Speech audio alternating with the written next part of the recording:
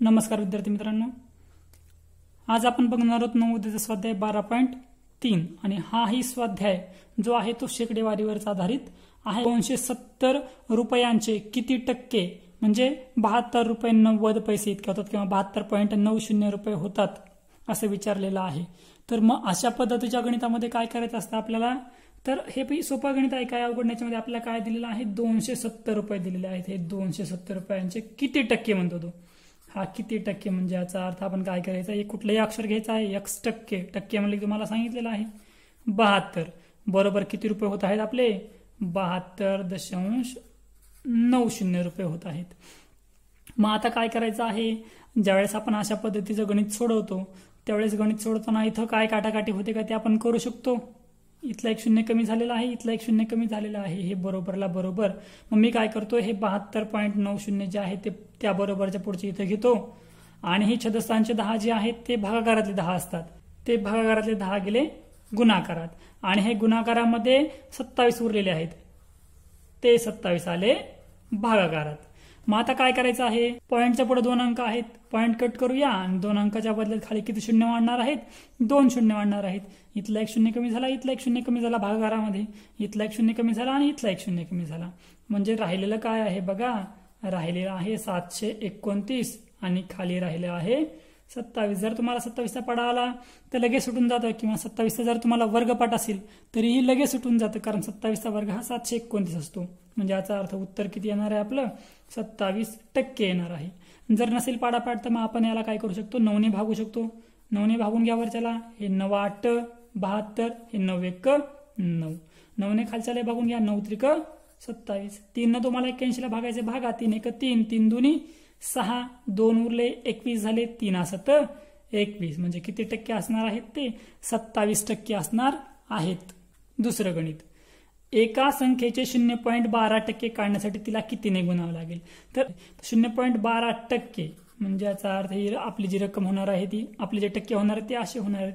मग आता आपण काय करू, हे 12ला 12, पॉईंटच्या पुढं 2 अंक आहेत, 2 अंक सोडून आपण खाली 2 शून्य वाढूया। आता ऐकून खाली किती शून्य झाले बघा, 4 शून्य झाले। मग 4 अंक सोडून शून्य द्या, 1 2, तिसरा अंक नाहीये, चौथा अंक नाहीये म्हणून शून्य शून्य घेऊया पॉईंट, आणि मागं काहीच नाही म्हणजे अजून एक शून्य घेऊया। म्हणजे आपल्याला कितीने गुणावं लागणार आहे, 0.0012 ने गुणावे लागणार आहे। तिसरं गणित, 1 चे 100%, हे 1 चे 100% हे अधिक आणि 100चा 1% बरोबर किती, आपल्या दोघांची बेरीज विचारलेली आहे। तर हे 100 कटले, काय राहिलेलं आहे बघा, एकच राहिलेला आहे, अधिक हेही 100 कटलेले आहेत, काय राहिलेलं आहे बघा, एकच राहिलेला आहे। 1 आणि 1 किती होतं बघा, 2, म्हणजे आपलं उत्तर किती असणार आहे, 2 असणार आहे।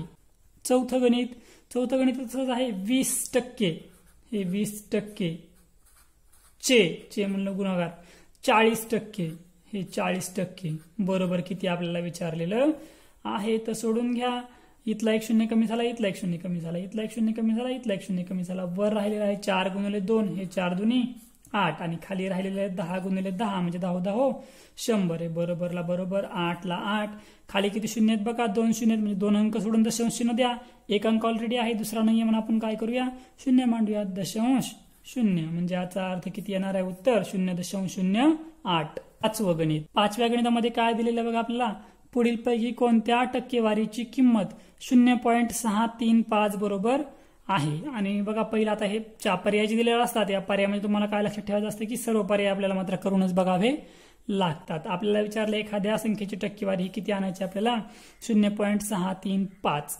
तर सोप्या पद्धतीने सोडवायचं झालं तर लक्षात घ्यायचं आहे, टक्के म्हणजे आपण तुम्हाला सांगितलेलं आहे शेकडा म्हणजे काय 100, तर 100ला किती शून्य असतात, 2 शून्य असतात। तर याचा अर्थ तुम्हाला अशी संख्या शोधायची आहे की ज्या छदस्थानी 100 लिहिल्यानंतर आपलं उत्तर असं येणार आहे। तर आपण पाठीमागे दशांश चिन्ह कधी देतो, ज्यावेळेस खाली 100 असतील त्यावेळेस, म्हणजे खाली जेवढे शून्य असतील तेवढे शून्य सोडून आपण पाठीमागे शून्य वाढत असतो। आपले खाली किती शून्य आहेत, 2 शून्य आहेत, म्हणजे याचा अर्थ हे 2 शून्य सोडून तुम्ही इथं जर घेतले तर हे आपलं उत्तर असणार आहे। किंवा जर आपण करूनच बघायचं म्हणलं तर मग आपल्याला काय करायचं आहे, हे 6.35 आणि हे टक्के, 2 शून्य आहेत म्हणजे अजून 2 अंक सोडून आपल्याला दशांश चिन्ह द्यावं लागणार आहे। तर एक अंक आहे ऑलरेडी, दुसरा अंक आपण घेतला आणि दशांश चिन्ह दिला, म्हणजे हे येणार आहे 0.635. हे तसं आहे का बघा, 0.635 आहे, म्हणजे पहिलं जे ऑप्शन आहे ते चुकीचं ऑप्शन आहे. त्यानंतर दुसरा पर्याय काय आहे बघा, हा 63.5% आहे. खाली 2 शून्य आहेत आणि वरी ऑलरेडी एक दशांश चिन्ह आहे, म्हणजे 2 आणि 1 3 अंक सोडून दशांश चिन्ह द्यायचं आहे. 1 2 3 हा दशांश चिन्ह दिला, म्हणजे काय राहिलेलं आहे बघा 0.635. बघा आपलं जे उत्तर दिलेलं आहे बरोबरच ते आहे पर्याय क्रमांक 2 नुसार आपलं असं उत्तर येत आहे. 6वं गणित, 25,000च्या 0.01% म्हणजे किती? हे 25,000च्या 0.01% म्हणजे किती? पॉईंटच्या पुढे 2 अंक आहेत, पॉईंट कट करा, खाली 2 शून्य वाढणार आहेत, इथले 3 शून्य आणि इथले 3 शून्य कटलेले आहेत. वर काय उरले बघा आता, तर वर उरले 25 गुणुले 1 आणि खाली 3 शून्य कटल्यामुळे काय उरलेलं आहे, फक्त 10 उरलेलं आहे. तर हे 25 1 25, हे 10ला 10, खाली 1 शून्य आहे. जे उत्तर आले ते जशा तसं लिहून घ्या आणि एक अंक सोडून तुम्हाला काय करायचं आहे, तिथं पॉईंट द्यायचा आहे. म्हणजे 25,000च्या 0.01% म्हणजे किती येणार आहे, 2.5 येणार आहे. 7वं गणित, 7व्या गणितात काय दिलेलं आहे, अंकाची कोणती जोडी 2 इतकी आहे विचारलेलं आहे. तर हे तोंडीच आहे, याला करायची कुठलीही गरज नाहीये. आपण ज्यावेळेस आता पर्याय बघतो त्यावेळेस दुसरा पर्याय, आपण पहिला जो पर्याय दिलाय 10चे 3, तर 3 न 10ला भागिल्यानंतर कधीही 2 उत्तर येणार नाही. 4 न 3ला भागिल्यानंतर कधीही 2 उत्तर येणार नाही, म्हणजे हे 2 ऑप्शन तरी गेलेले आहेत. त्यानंतर हे बेदुनी 4, इथं 2 येत आहे. 3 1 3, 3 दुनी 6, इथंही 2 येत आहे. मग आता हे सोडवायच लागणार आपल्याला. 20%, म्हणजे याचा अर्थ 2 जर उत्तर आणायचं असेल तर 100पेक्षा मोठी संख्या असणं गरजेचं आहे. इथे तर 20%च दिलेलं आहे. 20% जर आपण सोडून बघितलं तर बघा काय येतं, 20/100 येतं, म्हणजे याचा अर्थ 20 1 20 आणि 20 100, म्हणजे 1/5 येतं. आपल्याला किती आणायचं आहे, 2 आणायचं आहे, म्हणजे हे ऑप्शन चुकीचं आहे. राहिला ऑप्शन पर्याय क्रमांक 3. तर हे 200 आणि हे टक्के सोडवा, 100 1 100, 100 दुनी 200, म्हणजे याचंही उत्तर 2 येत आहे आणि याचंही उत्तर 2 येत आहे, म्हणजे पर्याय क्रमांक 3 योग्य आहे. 8वं गणित, सरळ रूप द्या व टक्केवारीत लिहा. तर 0.3468 गुणिले 4 भागिले 17 आहे. कंस दिलाय, कंस दिलाय, मग आपण काय करूया, 17ने त्या कंसाला भागून घेऊया. तर हे 17 1 17, 17 दुनी 34, 34 मधून 34 गेले, 0 उरलेले आहेत. वरचे 6 खाली आले, 17ने 6ला भाग बसत नाही, भाग बसला 0चा, वरचे 8 खाली आले, 68 झाले, 17 चोक 68. पॉईंटच्या पुढे 4 अंक होते, खाली काय पॉईंट वगैरे नाहीये, मग 4 अंक सोडून पॉईंट द्या. 1 2 3, हा 4, हा पॉईंट 0 गुणुले 4 राहिलेला, गुणाकार करून घ्या. हे 4 चोक 16, 6 हातचाला 1, 4 0 0, 1 ला 1, 4 दुनी 8, 4 0 0, पॉईंटला पॉईंट, 0ला 0, म्हणजे काय आलेलं आहे 0.0816. आणि हे आपल्याला काय करायचं आहे, टक्केवारीत लिहायला सांगितलेलं आहे. तर मग टक्केवारीत कसं लिहायचं असं उत्तर, तर फक्त लक्षात घ्यायचं तुम्हाला, आपल्याला टक्केवारीत लिहायचंय, म्हणजे याचा अर्थ, टक्क्याचा अर्थ काय असं तुम्हाला सांगितलेलं आहे. टक्क्याचा अर्थ असतो 100, म्हणजे खाली 100 आले पाहिजे.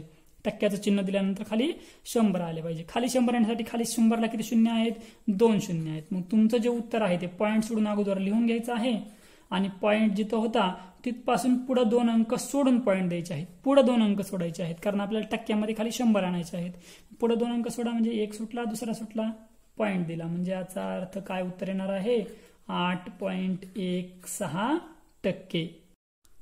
9वं गणित, पुढील पैकी काय 2.4च्या इतके नाही असं विचारलेलं आहे.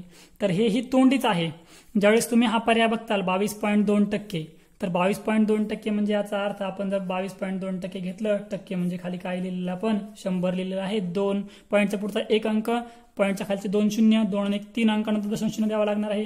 3 अंकानंतर दशांश चिन्ह दिला आपण, तर येणार आहे 0.222. हाच ऑप्शन 2.4 इतका नाही असं विचारल्यामुळे आपण हे बघता क्षणी सोडू शकतो. बाकीचे जे ऑप्शन आहेत त्यांचं सर्वांचं उत्तर हे 2.4 इतकं येणारच आहे.